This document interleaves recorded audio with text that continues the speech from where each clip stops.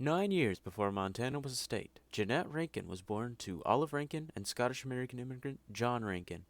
At an early age, Jeanette worked on her family's farm in Missoula County. While she worked, she noted, men and women worked equally on the farm, yet women were not equal politically. This is stupid. You're stupid. I want equal rights. Make me a sandwich. Make me a sandwich. Make me a sandwich. Naturally, such an extremist stance was met with backlash. Rankin then moved to Seattle to study at the University of Washington. There, she became involved with the women's suffrage movement. During this time, Washington became the fifth state to give women the right to vote.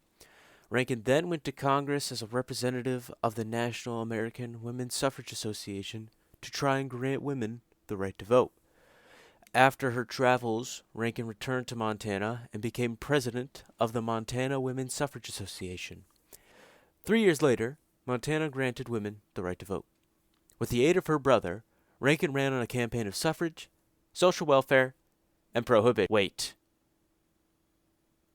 Let's not talk about that last one. After a hard-fought campaign, on November 7th, 1916, Jeanette Rankin became the first woman to ever be in Congress. Yeesh.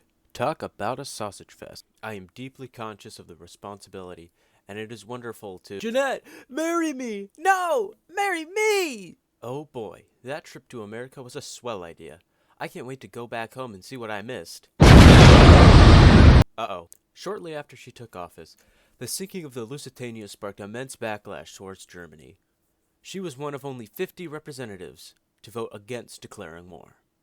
The people were not happy, some calling her a traitor of women's suffrage.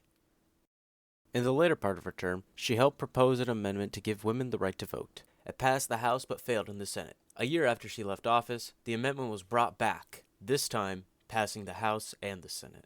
After her controversy, it would be 20 years before Jeanette would run again.